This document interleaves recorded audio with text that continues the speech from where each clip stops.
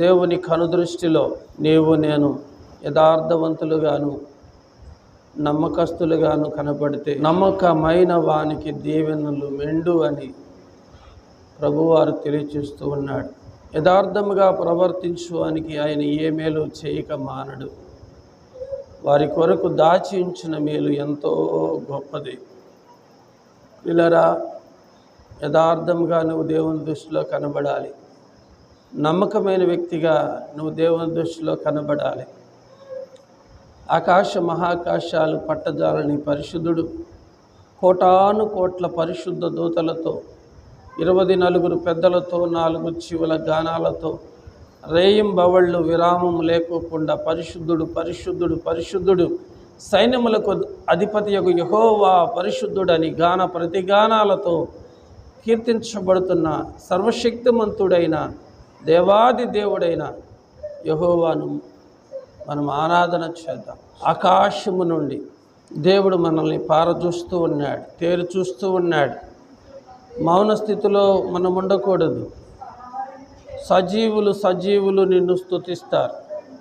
ఈ రోజున నీవు నన్ను సజీవురాలుగా మీరు చేశారు, అందుకు స్తోత్రం స్తోత్రం స్తోత్రం స్తోత్రం స్తోత్రం స్తోత్రం. ప్రభువా, మీరు దేవుని కుమారుడవై ఉండి దేవునితో కూడా ఉండుట గొప్ప భాగ్యమని ఎంచుకొనక మనిషి పోలికగా పుట్టి దాసుని స్వరూపాన్ని ధరించుకొని సర్వమానవాళి కొరకు మిమ్మల్ని మీరే రిక్తులుగా చేసుకుంటూ వచ్చారు. సిలువ మరణము పొందునంతగా మీరు విధేయత చూపెడుతూ వచ్చారు.